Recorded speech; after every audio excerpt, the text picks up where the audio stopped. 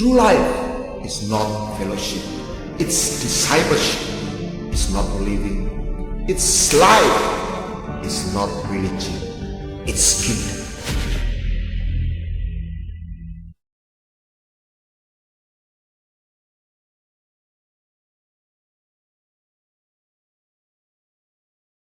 Shalom.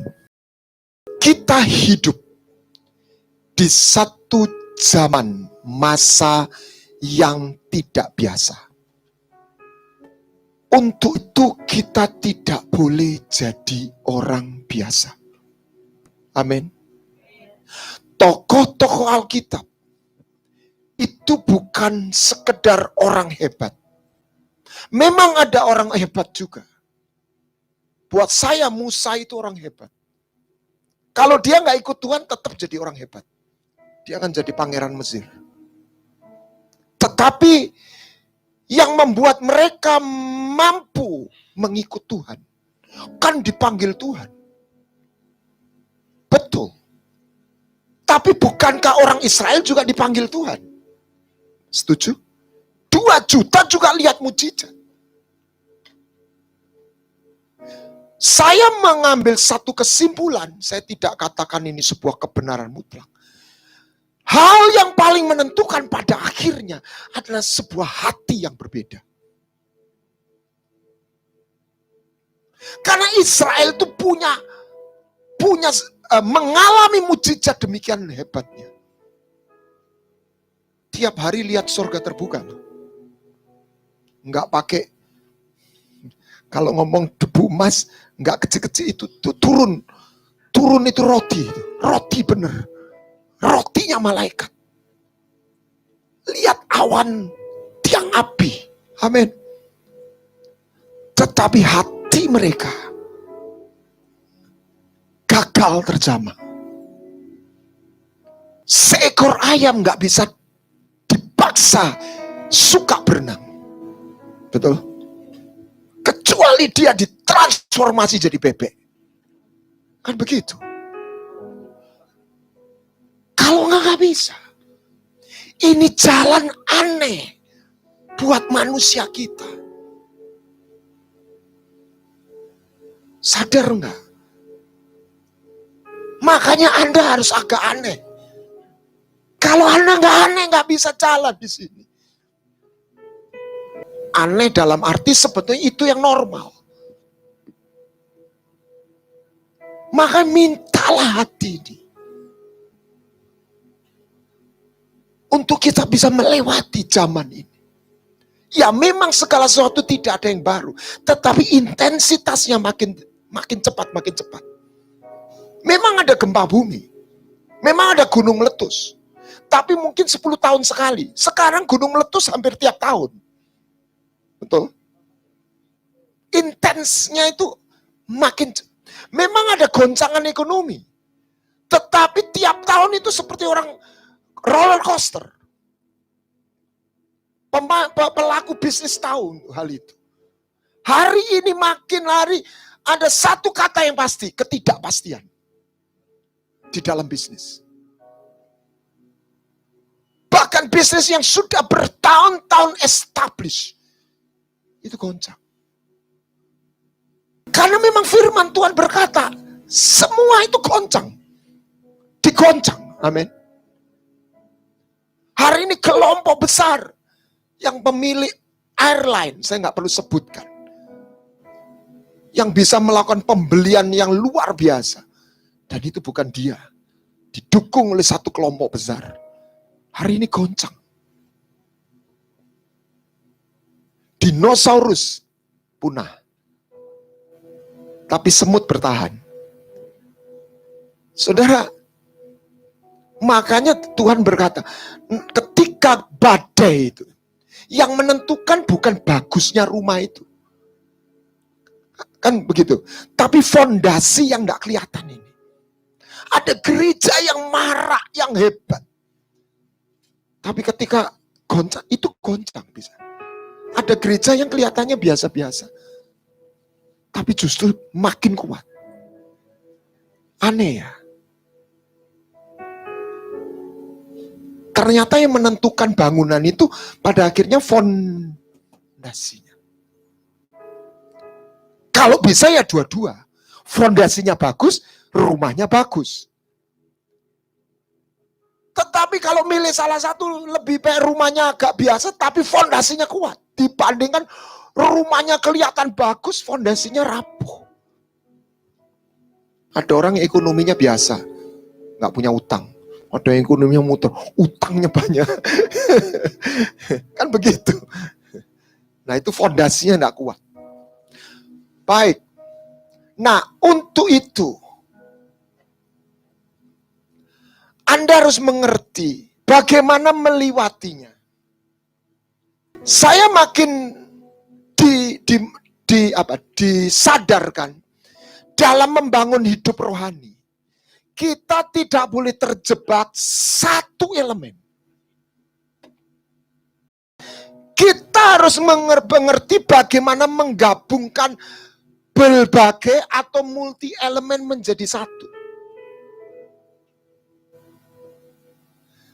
Jadi tidak ada produk yang canggih itu terdiri satu elemen. Setuju? Tubuhmu itu high-tech. Katakan amin. Berapa sistem masuk di sini? Tubuh aja sudah berbagai sistem.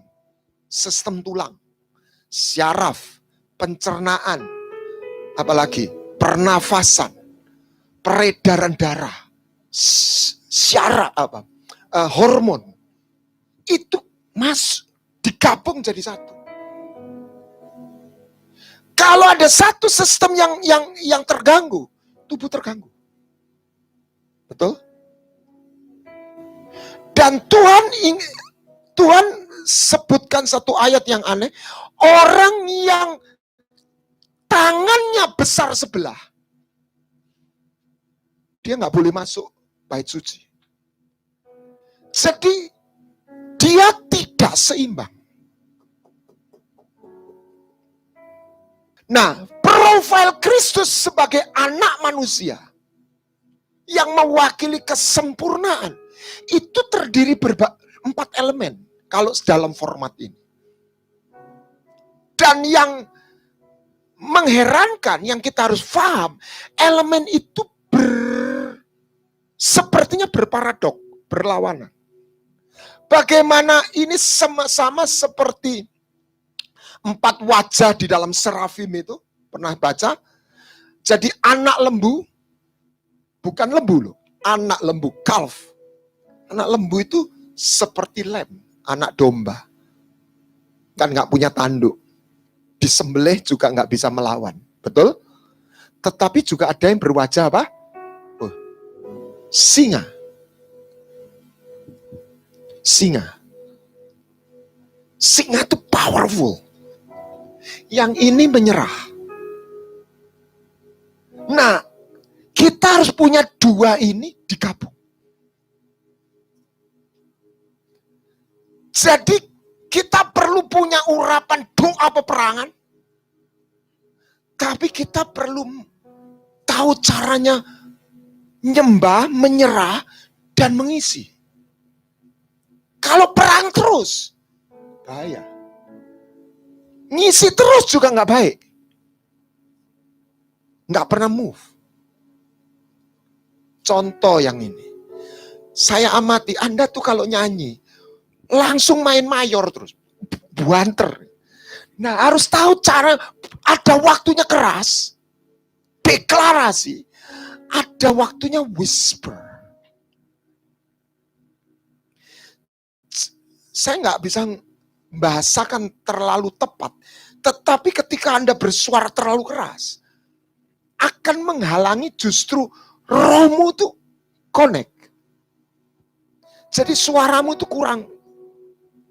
dikurangi. Tapi aliran roh yang di dalam ini, wah. Jadi jangan bengok-bengok terus. Lama-lama bengok-bengok enggak ada rasanya, enggak tahu ini apa, pokoknya semangat gitu aja. Enggak, kita bergerak dalam aliran, kalau saya bahasa konteks energi. salah, terlambat juga salah. Nah, Anda tahu selancar. Kan dia terus nunggu ada ombak. Dia waktu ombak masuk itu kecepatannya di situ masuk dalam kecepatan yang tinggi. Setelah itu tenang lagi, ya begitu ya. Seperti itu. Nah, bagaimana wajahnya anak manusia? Ini bicara bumi. Anda harus tahu, melihat mapping situasi, hikmat, bisnis, pekerjaan. Tapi juga Anda harus bisa Raja Wali. Raja Wali itu sorga. Maka Yesus disebut anak manu, di mana sorga dan bumi itu jadi satu. Sebagian orang larut dalam bumi, lupa sorga. Tapi sebagian orang lupa anak istri, lupa sekolah, lupa kerja. Salah satu yang saya kagum Tuhan, ketika dia disalib, dia masih sempat menitipkan Ibu Maria ke Yohanes. Jadi dia sedang melakukan misi yang besar. Kalau ini ibu rumah tangga ini, ibu ya, dia direktur, tapi dia masih bisa nitip ini, belanja, uang belanja. Dia titipkan hidupnya, ekonomi daily life dari Ibu Maria ke muridnya. Bayangkan, dia lagi menyelamatkan dunia. Jadi dia sebagai anak Allah, dia bicara sorga. Tapi sebagai anak manusia, dia seorang yang memperhatikan ibunya. Luar biasa ya. Saya ngomong gini, saya juga belajar. Kita tahu saatnya perang, tapi jangan perang terus. Saya sudah melihat orang yang terjebak itu, hancur hidupnya. Anda harus tahu caranya mengisi. Anda harus tahu caranya memulihkan. Anda harus tahu caranya membersihkan perisai. Mobil aja dipakai terus, nggak diservis ya, susah kan? Halo? Oke. Nah, bagaimana ketika Tuhan menarik ketika dia bicara akhir zaman, dia mengambil dua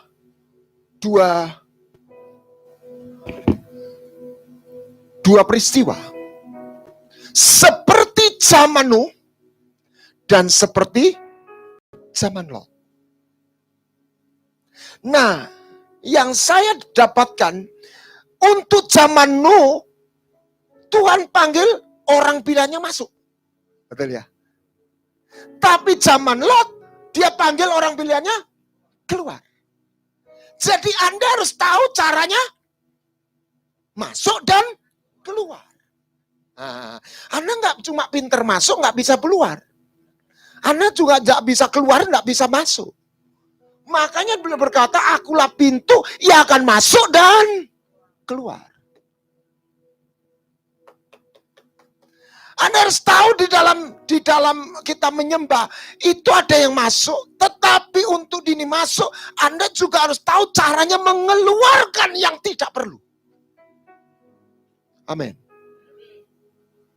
Kenapa tanah yang berbatu, empat tanah yang satu nggak usah diomong, karena menolak tanah jalan. Tapi dua tanah penuh batu dan semak belukar, itu berarti ada penghalangnya. Nah, kalau tanah yang berbatu dikeluarkan batunya, maka dia jadi tanah yang subur. Amin. Kalau satu gelas diisi batu penuh, dia diisi bagaimanapun dia nggak bisa, mungkin masuk tapi nggak bisa banyak, atau dia nggak bisa masuk. Jadi ada orang yang kosong nggak dimasuk, tapi kalau kosong nggak bisa, lama-lama kosong diisi yang lain. Kuasa maut itu ingin masuki. Ketidaktahuan gap itu diisi. Ini memang kingdom. Rupanya yang jaga angin, jaga mesbah, matahari itu ada semua. Planet-planet itu ada malaikatnya semua. Makanya keluar dewa matahari, dewa laut, dewa angin gitu. Nah, ini juga hati-hati. Betul ada malaikat matahari, tetapi ketika pengenalan dan caranya salah, iblis masuk di situ. Karena iblis ingin disembah. Kalau malaikat tidak mau disembah. Dia ngambil gap itu kalau orang nggak tahu, nggak kenal Tuhan. Contoh adalah ular tembaganya dari Musa. Itu jadi dewa ular. Nebustan namanya. Padahal itu asalnya dari Tuhan. Karena orang menyembah ular itu. Bukan menyembah Tuhannya. Nah, saya mendapatkan, nah ini. Jadi, apa hari-hari? Hal yang biasa, makan, minum, menikah, dinikahkan. Sini, menjual, menanam, makan, minum. Kawin, mengawin. Yang ini, kawin, mengawin, yang ini menjual. Makan, minum. Jadi, hal yang biasa, dijadi tidak biasa. Nah, kita harus tahu caranya keluar, kita harus tahu caranya masuk. Coba bayangkan, mana ada dua hal yang berbeda, itu ketemu, nyatu, kalau tidak ada konektornya. Bagaimana surga dan bumi terhubung? Kalau nggak ada konektornya, nggak ada USB-nya, itu nggak bisa connect. HP kita ini kan di rumah kan tersedia listrik, ya toh? Tapi baterai HP kita ini tidak akan terisi walaupun listrik ini melimpah kalau Anda nggak ketemu charger, nggak ketemu USB, nggak bisa masuk. Walaupun ini listrik tersedia. Demikian apa yang di surga itu tidak otomatis masuk hadir dalam hidup kita. Loh ini logis kan? Maka Yesus ini sedikit ini di luar topik, besok aja. Yesus datang sebagai, sebentar, saya mundur satu langkah. Bahkan bumi dan sorga itu bermusuhan. Siwa. Apa? Jong. Loh, betul. Efesus 2. Makanya dalam 1 Korintus 15, darah daging tidak bisa ambil bagian dalam surga. Ini bukan bicara sekedar perbuatan dosa. Nature-nya itu nggak bisa, sudah. Karena nature fisik itu berubah setelah Adam jatuh dalam dosa. Jadi heaven on earth konsep itu sebelum manusia jatuh dalam dosa, itu alam fisik sama alam roh itu ketemu. Itu yang namanya tabernakel. Tapi setelah jatuh dalam dosa itu putus. Gitu loh saudara. Nah itu gimana? Yesus datang dari sorga, turun ke bumi. Mewakili, membawa hatinya Bapa. Ya toh? Dia mati, bangkit, naik ke surga sebagai apa? Imam besar. Membawa ceritanya manusia. Jadi dia connect. Dia connect. Dia mewakili surga sekaligus mewakili bumi. Baru bisa nyambung. Itu aja logis. Logis. Bahwa hanya lewat satu jalan ini. Kalau enggak orang mau jengkang-jengking, orang mau beribadah pakai, enggak ketemu surga itu. Karena enggak ketemu chargernya, enggak ketemu konektornya. Oke. Nah, ada beberapa hal yang kita harus lewati, apa yang disebut akhir zaman. Saya tidak bicara antikris, tokoh itu. Kapan dengan segala ada blood moon dan sebagainya. Saya bukan ahlinya ke sana.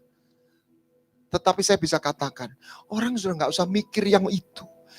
Virusnya sudah ada. Halo? Seperti COVID. Nggak kelihatan, tetapi ada di mana-mana. Dan ada yang mati kelihatan, ada yang kena lewat, lulus, ada yang OTG. Jadi dia tuh sudah kejangkit tapi enggak ketoro. Jadi kalau pelayanan itu orang ini kelihatannya baik-baik, tapi sebenarnya racunnya udah masuk. Dan salah satu fenomena COVID itu pengecapannya enggak hilang, penciumannya hilang. Saya waktu kena itu, saya pakai minyak angin, loh kok panas toh ya, baunya kok hilang. Nah itu yang saya katakan, orang itu gak punya rasa. Karena tekanan hidup, karena persoalan hidup, dan manusia kan jadi hamba uang. Energinya, pusatnya sudah cuma satu itu. Maka dia gak punya space. Apa yang disebut compassion misalnya. Orang ahli Taurat itu dia nggak punya itu. Di tengah aktivitas agamanya loh. Kalau saya petakan analogi, dia terjangkit itu. Tapi nggak ketara. Nah, kita harus tahu fenomena yang terjadi. Virus itu apa? Nah, yang pertama adalah ketakutan. Saudara, saya dulu tinggal waktu belum kenal Tuhan. Rumah saya itu rumah yang berhantu. Jadi saya pernah ngeliat begitu. Dan apa yang kita rasakan adalah, saya pinjam istilah yang nggak tepat, hadirat yang sebelah sana, seberang itu. Itu orang Jawa bilang merinding. Memberikan rasa takut. Jadi seperti orang ketemu Tuhan juga memberikan rasa takut. Tapi takutnya beda. Jadi bahasa ini terbatas. Takut orang ketemu Tuhan itu takutnya itu karena lihat kemuliaan. Kalau roh jahat takutnya itu menakutkan. Intimidasi. Teror. Anda lihat teroris itu. Dia memberikan intimidasi. Betul? Dia menyebarkan rasa takut. Loh Pak, gimana kita manusia kok kan bisa takut? Loh justru itu, kita ini manusia normalnya bisa takut memang. Orang yang gak takut tuh bukan gak punya takut. Tapi dia sadar bahwa ini harus dilawan. Amin. Kita tidak boleh menyerah kepada rasa takut. Ada sebuah cerita, saya kira itu cerita true story. Ada seorang pegawai di Amerika, dia pegawai yang bantu truk yang berisi bawa daging. Jadi truk itu ada jadi belakangnya itu isi bawa daging dan ada alat pendinginnya. Dia masuk di situ bersihin atau dia tukang bersihnya, tiba-tiba tertutup, jelat, terkunci. Besoknya orang baru buka, dia mati beku, padahal alat pendinginnya tidak jalan. Jadi seperti dia mati beku. Jadi dia begitu takut dia mati beku. Jadi fenomena matinya dia itu karena beku. Padahal tidak ada alat pendingin yang bekerja. Anda jangan main-main dengan pikiran. Saya waktu nyelidiki mempelajari kata main, seperti dia berpikir demikian jadi. Saar itu. Itu ketika dibedah, saya terkejut. Itu melihat gambar. Dan itu ada penjaganya gitu. Pokoknya huruf Ibrani itu memang nanti kapan-kapan saya ini. Jadi pikiran itu realita. Jadi makanya firman itu tidak boleh berhenti di huruf. Karena wujud firman itu harus roh masuk, pijaknya di mana? Di pikiran dan di hati. Makanya tanda perjanjian baru, aku menaruh firmanku pada akal budimu itu mind. And write it on in your heart. Tempat landingnya dua ini. Dan saya katakan Anda harus jalan dua. Double cylinder. Sebagian orang hatinya benar tulus, pikirannya salah. Kalau orang punya ketulusan sekian, tapi pikirannya benar, itu ketulusannya itu cukup untuk dia berbuat benar. Tapi kalau pikirannya salah, tulusnya nggak cukup. Satu hari dia kolaps. Karena dia nggak bisa melihat dalam peta yang benar. Kenapa Abraham itu bertahan? Karena dia melihat kota yang dibangun Allah. Kenapa Stefanus dirajam? Tidak ada pertolongan fisik. Dia tidak mati meratap atau bahasa Jawanya ngenes. Karena dia melihat. Itu pikiran. Gambar. Hosea 12 ayat 10 katakan Tuhan itu bicaranya lewat simbol and vision. Jadi what do you see? Pernah lihat klip TikTok atau apa? Tentara polisi yang badannya gede, disuntik bengok-bengok. Itu contoh, dia berlaku seperti itu karena di dalam pikiran ini ada gambarnya. Lah kita yang lihat kan ketawa. Tapi buat dia itu real. Dan setan tahu. Makanya ketika orang trans, pisau ditusuk nggak berdarah. Makanya di Filipina ada orang yang mengoperasi pakai tangan. Jadi dunia roh itu sebenarnya ada tatanan yang setan itu tahu. Makanya orang bisa debus dan sebagainya. Saya pernah mengalami satu retreat anak muda di Lawat Tuhan. Ini jejeran. Anak muda. Itu, hadirat Tuhan tuh kadang-kadang bisa kelihatan begini. Seperti hujan itu gelombang datang dari belakang ke depan. Kayak hujan jalan gitu. Jadi waktu jalan orang belum kena. Kadang-kadang bisa turun dari atas ke bawah seperti pusaran itu. Memang Tuhan nggak bisa dikotai. Oke. Lah ini ada dua nih anak muda jejeran. Yang satu dilawat, yang satu enggak. Yang satu itu jatuh, buang. Nah, ini bani yang enggak dalam roh ini. Dua gelodak. Yang enggak dalam roh ini merempul saudara. Sampai nangis dia. Yang dalam roh itu gelodak. Mendondak sakit enggak. Lu kan aneh. Itulah dia in spirit. Jadi peperangannya itu di pikiran dan di hati. Amin. Ingat, kita ketika ketemu alam roh itu, roh maut atau roh jahat itu apa? Intimidasi. Teror. Dan Tuhan mengingatkan, di akhir zaman, orang akan apa? Mati ketakutan. Kenapa melawan takut ini? Ini tiga hal ini saya sebut, ini tidak ada yang disebut. Kenapa saya perlu singgung? Karena orang, saya tidak berbuat dosa. Ini kan tidak bentuk perbuatan. Takut kan orang tidak kenal dosa.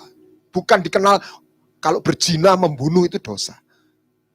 Kan seolah-olah di dunia gereja takut itu bukan dosa, kan begitu. Tapi kenapa takut itu harus dilawan?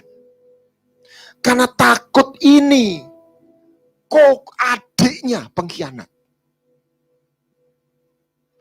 Saya mau tanya, Petrus cinta sama Yesus enggak? Tapi ketika dia takut, dia berkhianat. Pertarungan ini yang menentukan salah satu. Kita harus menang sama takut. Kenapa ada martir?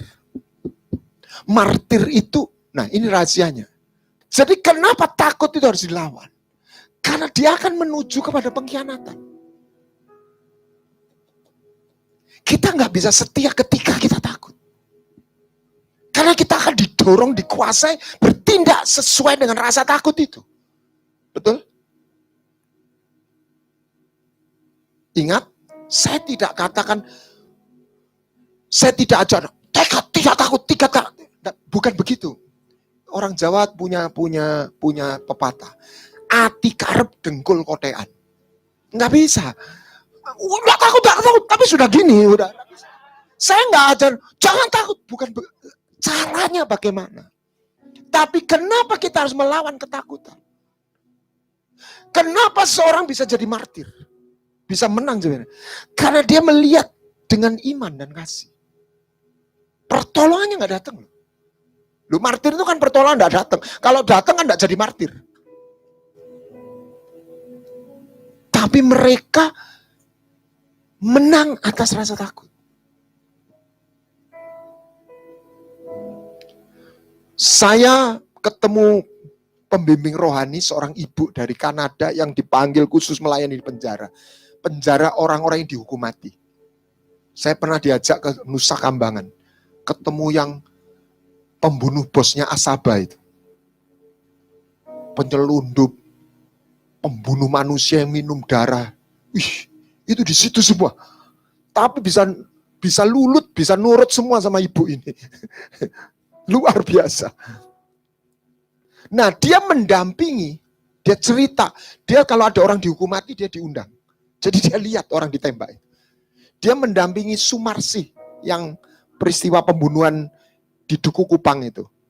Di tengah jalan kan dia terima Tuhan. Dan dia lihat bagaimana dia terima Tuhan. Dia udah berserah. Jadi waktu ditembak itu, klek, meninggal. Dia mendampingi, melihat juga perempuan yang disebut Jagal, siapa itu di Surabaya juga. Itu Pak, ngeri Pak. Penyelundup atau orang yang tidak kenal Tuhan. Ditembak, itu ngorok tapi nggak mati-mati. Bayangin sudah. Saya dengar cerita aja dan merinding. Itu orang itu rasanya kayak apa? Neraka itu udah ngambil dia. Tapi Sumarsi, sama matinya secara fisik. Dia tidak di dalam alam maut itu. Sumiarsi, terima kasih. Jadi dor gitu, klok, mati. Kalau orang Jawa bilang bahasa Indonesia kurang lengkap ya. Nggak pakai kejet-kejet. Klok, mati. Iya kan? Bahasa Indonesia kan nggak ada kejet-kejet itu. Kejang-kejang. Ya, karena dia tidak dikuasai rasa takut. Saya waktu kena COVID, Bapak enggak takut. Saya bukan enggak takut. Yang pertama enggak sadar bahwa itu kena. Karena saya enggak batuk, enggak sesek gitu ya. Tapi yang selanjutnya saya dilawat Tuhan.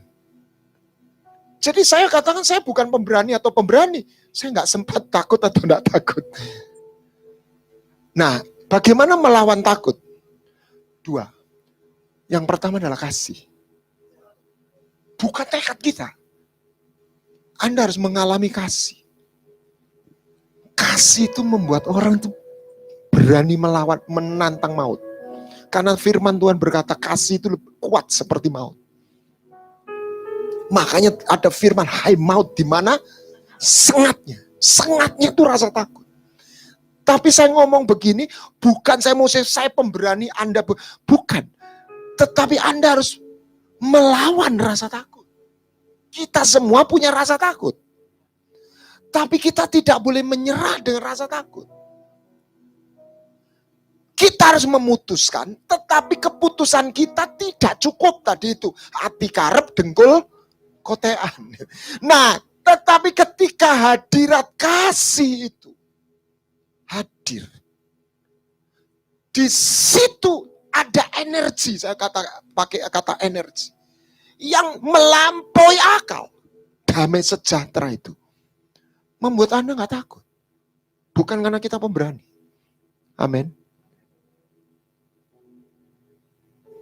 Nah, untuk itu umat Tuhan harus belajar melihat, percaya, memfokus pada kasih setianya.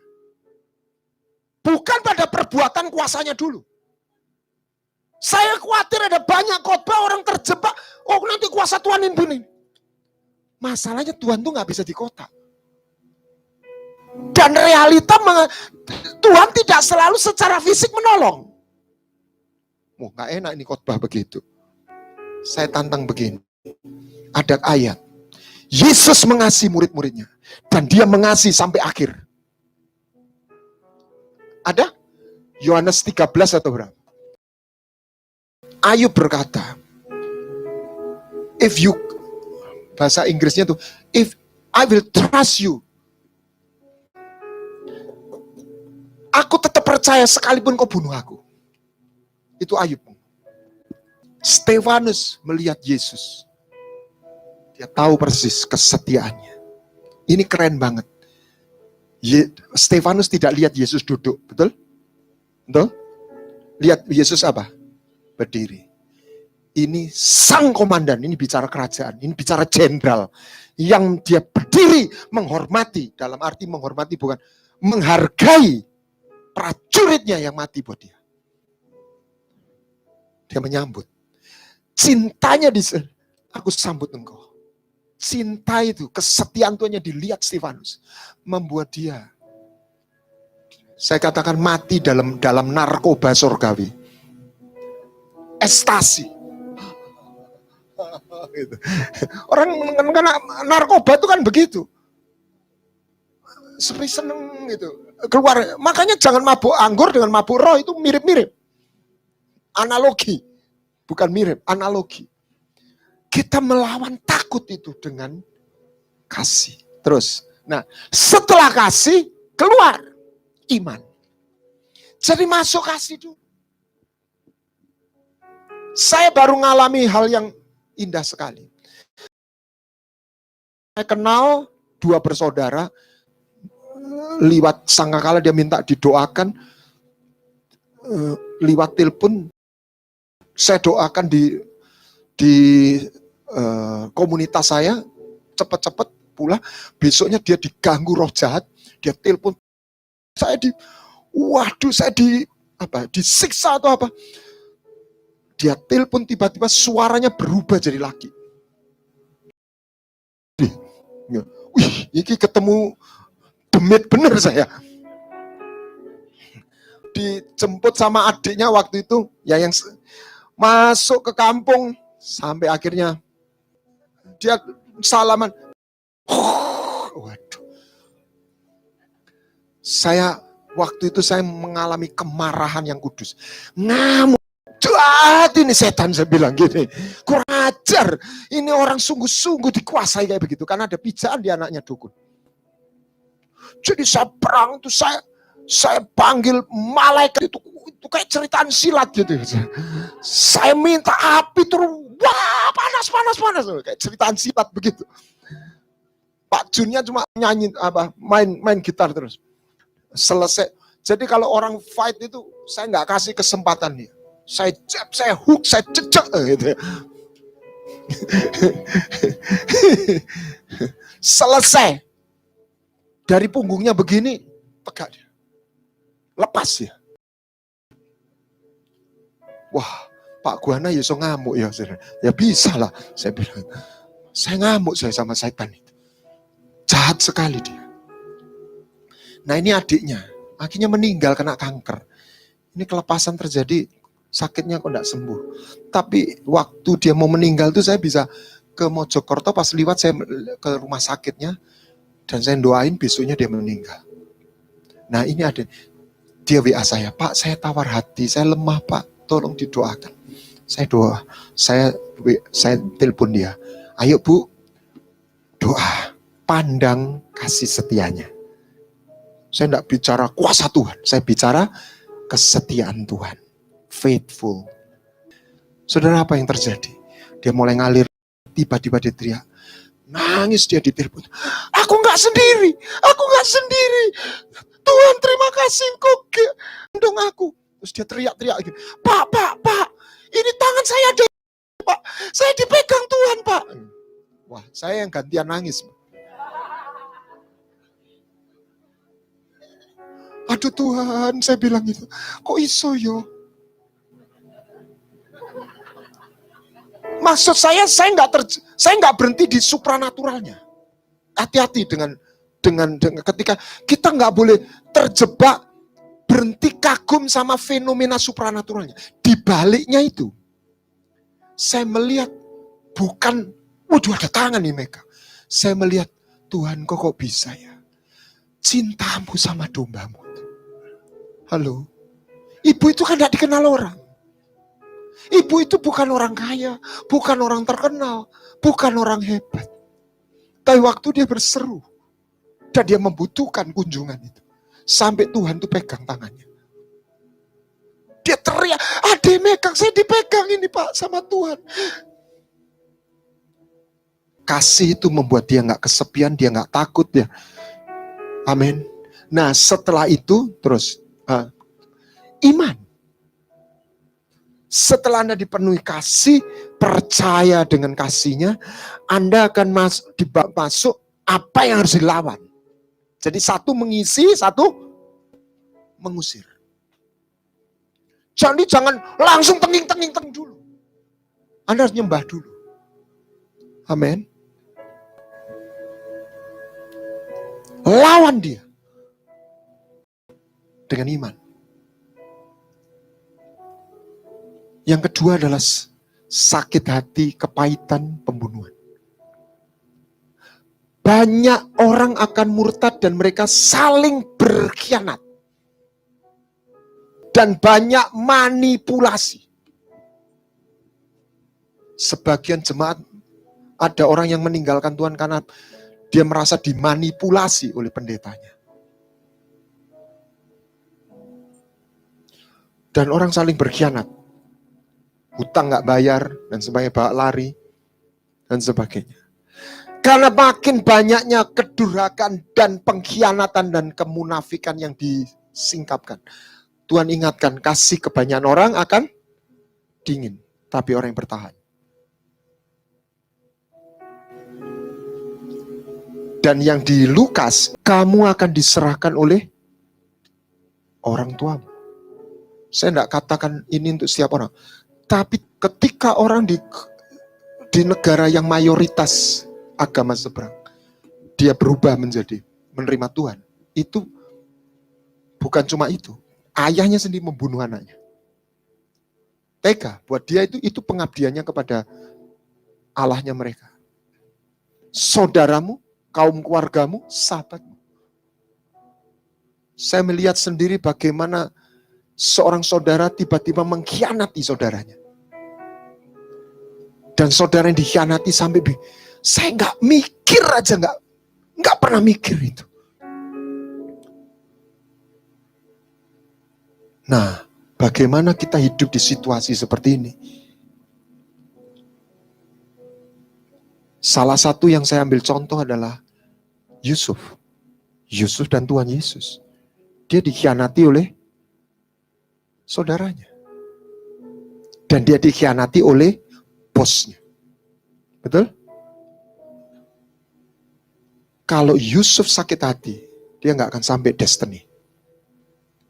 Tapi bagaimana caranya Yusuf itu bisa menang? Itu tidak tiba-tiba. Percayalah, tidak hanya karena tulus. Tapi karena sebuah kebenaran. Cara berpikir yang benar. Anda harus punya dua. Karena musuh kita ini adalah kebencian itu sendiri. Ayub berkata, orang bodoh dibunuh oleh sakit hati. Tapi pengkhianatan itu terjadi. Pengkhianatan itu terjadi. Kita tidak boleh kaget. Yesus di atas kayu salib mengalami sebuah pengkhianatan. Bagaimana manusia yang ditolongnya, dia mati kan untuk manusia.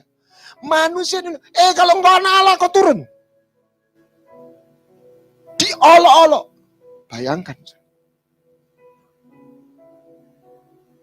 Kekaguman saya kepada Tuhan itu bukan hanya dia bisa menundukkan angin ribut. Tapi ketika dia diolok, dia bisa berkata, Bapa ampunilah mereka. Tidak ada satu tinta hitam, satu tetes bisa masuk di hatinya Tuhan. Amin.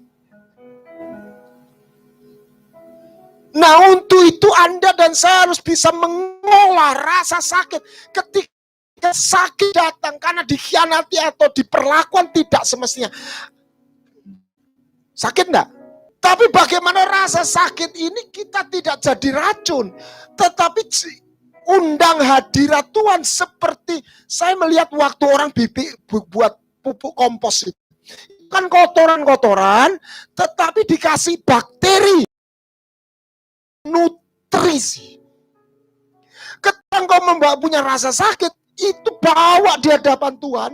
Hadirat Tuhan itu seperti bakteri pengurai, mengubah rasa sakit itu menjadi satu nutrisi rohani yang membawa Anda masuk, karena itu menjadi korban.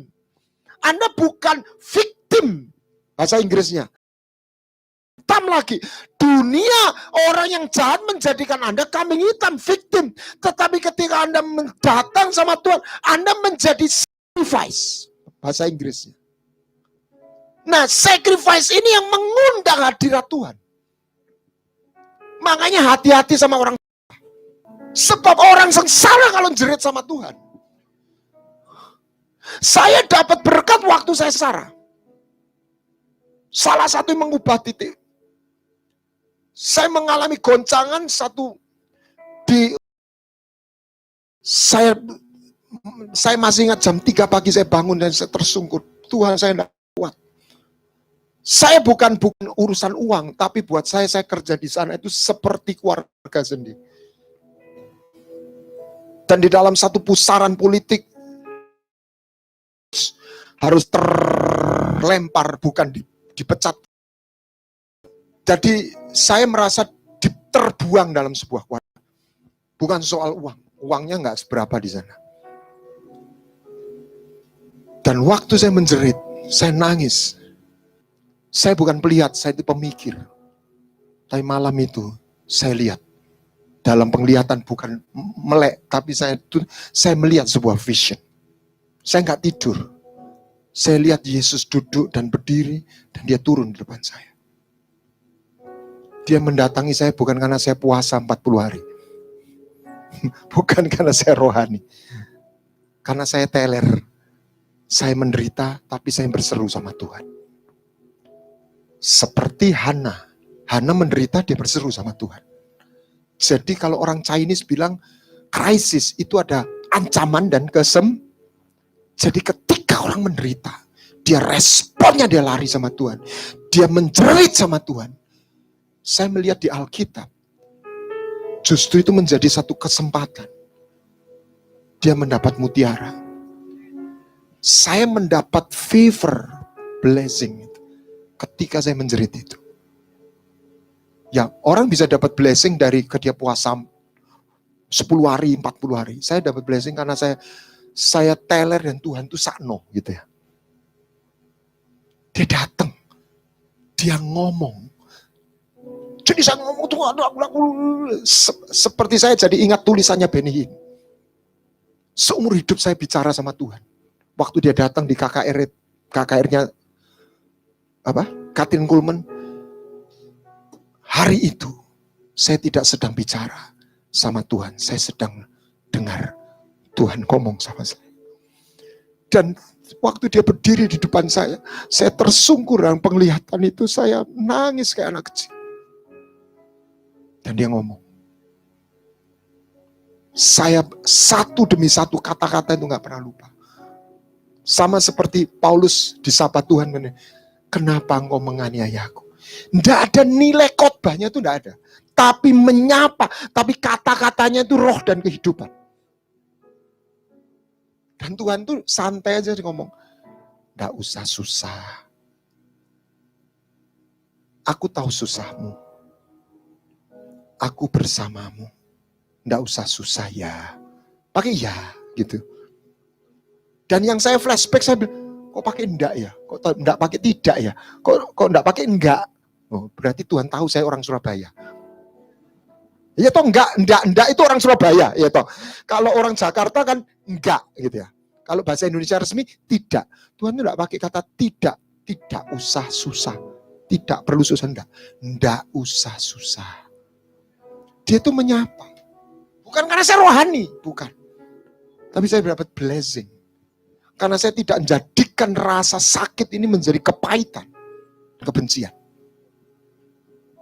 Saya menjerit. Saya nangis sama Tuhan. Terus dia mengulurkan tangannya dan saya melihat beberapa kesaksian orang. Tuhan tuh menumpangkan tangan memang. Seperti anak kecil dipuk-puk begitu. Ya dia tidak ketemu saya sebagai seorang hamba Tuhan yang siap perang. Anaknya yang teler.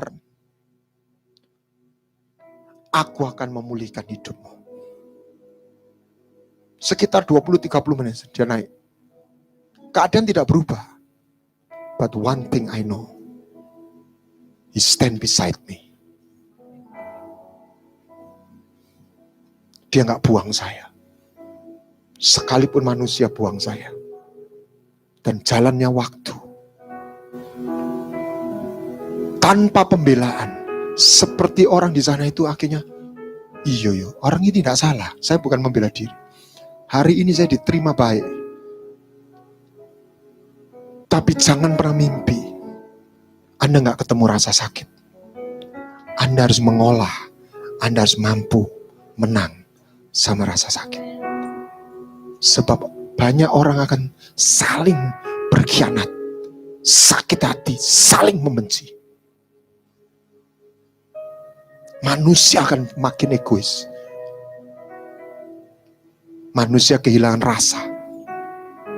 Anda dan saya harus terus. Rasa itu bukan cuma ada, melimpah.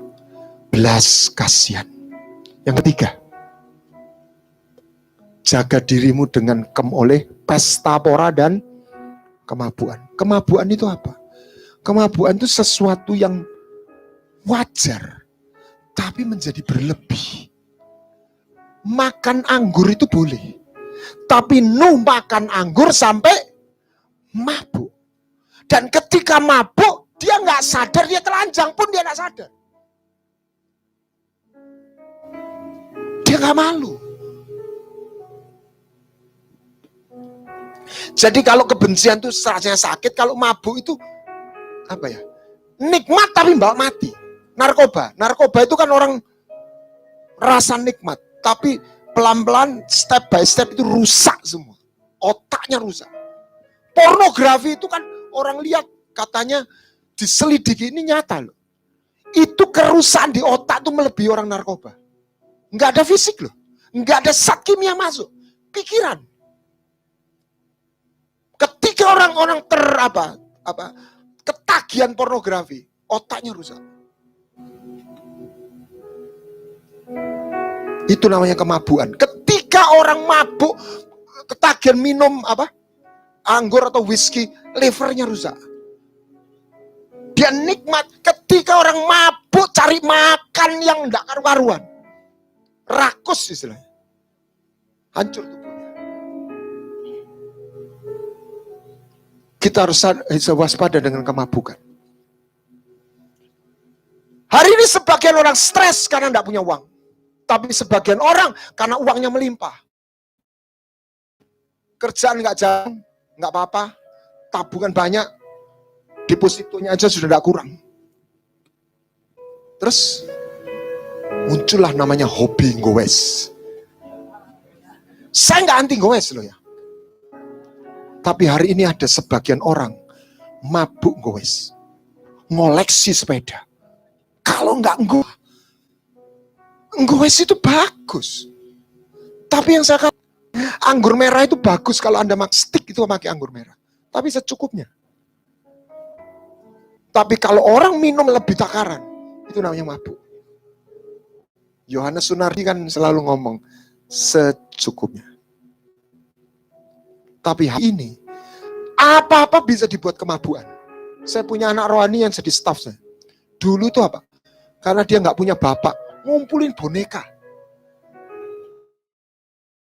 Model, seperti jadi temen nih. Nanti lama-lama jadi istrinya. Ngeri sekali. Apa? Terus ada di game ngumpulin apa-apa itu. Semua dibuat kemabukan. Karena di situ marketingnya jalan.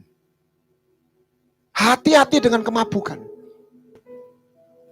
Main game ya. Main game ada orang yang mabuk. Main game terus.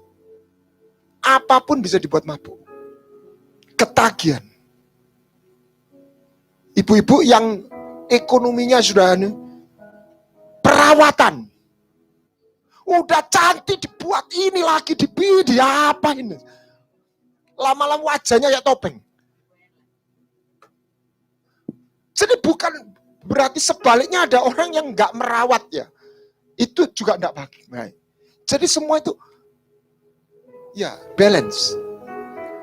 Tapi hati-hati dengan kemabuan. Karena semua yang namanya keserakan, kemabuan itu sama dengan penyembahan berhala. Di mata Tuhan. Karena orang sudah mengidolakan. Nah ini orang hidup seterus salib Kristus karena Tuhan mereka ialah perut mereka. Apalagi yang membuat kita bisa membunuh kita di luar ini. Kemabuan akan utang, ini termasuk kemabuan. Uang kan butuh, perlu. Tapi sebagian orang kan jadi hamba uang. Setan gak bisa bilang gini, datanglah engkau yang letih lesu, aku memberi kelegaan. Mamon bisa. Coba pusing dapat 1 miliar, langsung pusingnya hilang. Damai sejahtera. Seger rasanya. Mamon itu saingan Tuhan terberat itu mamon. Dan hari ini di komunis Cina, Amerika, semua katanya perang agama, katanya perang ideologi, ujungnya apa? Duit. Uang menjadi Tuhan yang baru. Makanya saudara yang punya berkat lebih boleh punya banyak, tapi secukupnya. Tapi susahnya banyak orang di dalam gereja itu terbentuk seperti itu. Sosialita itu harus dilawan, saudara. Harus dilawan. Jangan taruh nilai dirimu dia dengan pakaianmu, dengan sepatumu, tasmu, dengan jammu. Karena tubuh lebih bernilai daripada pakaian. Hidup lebih bernilai daripada nilai diri kita. Bukan tidak boleh, tetapi nilai diri kita. Makanya Tuhan bilang, kalau orang mau bangga, jangan bangga karena dia kuat. Jangan bangga karena dia pinter. Jangan bangga karena dia kaya. Tapi boleh kaya. Boleh. Boleh pinter. Ya, sebaiknya pinter lah. Sebaiknya makmur, jangan melarat. Tapi biarlah bermegah. Tuhan itu baik. Tuhan itu sayang sama aku. Padahal aku ini sudah salah. Itu kebanggaan kita. Amin. Haleluya. Orang bisa mati, bisa membunuh, bukan karena sekedar berbuat jahat, karena tidak tahu. Jadi jangan cuma bangga dengan cuma tulus. Sudah saatnya umat Tuhan belajar. Selain tulus, punya hikmat, mengerti. Saya kasih tahu ya, saya kasih contoh di Alkitab itu orang tulus tapi mati. Siapa? Yonatan. Yonatan itu tulus karena dia anaknya raja, tapi dia tahu yang ganti bayahnya bukan dia tapi Daud. Dan dia rela jadi orang kedua. Saya tantang, ada nggak anak pendeta besar, bapaknya punya full timer, tapi anaknya pendeta besar ini bukan nggak seneng pelayanan, mau bisnis, dia terpanggil pelayanan, tapi dia bilang, yang ganti apa-apa, papa itu Tuhan nunjuk apa, kamu full timer. Lah terus, kau sendiri jadi apa? Aku jadi wakilmu. Ada enggak? Halo? Saya kira enggak ada. Saya belum ketemu paling tidak. Yonatan mengatakan itu. Tulus enggak? Tulus. Anda pernah tanya enggak? Kenapa Yonatan mati? Because he is a good man. He is the right man in the wrong place. In the wrong battle. Dia masuk dalam satu peperangan yang tidak disertai Tuhan. Dia mati. Karena penyertaan Tuhan itu ditentukan salah satu pemimpinnya. Pemimpinnya sudah ditolak Tuhan. Halo. Lah mestinya Yonatan gimana? Ikut lari sama Daud. Karena Daud tidak melawan Saul. Amin. Daud tidak perang melawan Saul. Dia udah mengunjungi di Siklak sana. Tapi pulang lagi. Coba dia sama Daud, dia tidak mati. Dia akan jadi vice king. Makanya Anda dan saya harus hati-hati. Jangan cuma tulus. Akhir zaman gak cukup Anda modal tulus. Anda harus ngerti, Anda harus peta. Sun Tzu berkata, menang itu Anda tahu musuh keadaan itu. The art of war, ilmu strategi perang. Itu 50%, tapi 50% kedua kamu tahu siapa diri. Siapa kita di mata Tuhan. Penyertaan apa yang Tuhan sediakan. Kasih setianya, janjinya, kuasanya. Tapi medannya Anda harus tahu. Ini zaman tidak biasa. Anda tidak boleh jadi orang biasa. Jangan jadi orang biasa. Orang biasa nggak bisa lewat di sini. Dia akan terkontaminasi. Kalau nggak pahit, takut atau mabuk. Kalau menang secara jasmani dia mabuk. Kalau kalah dia takut atau dia pahit, kecewa. Ayo kita lewati bersama Tuhan. Amin.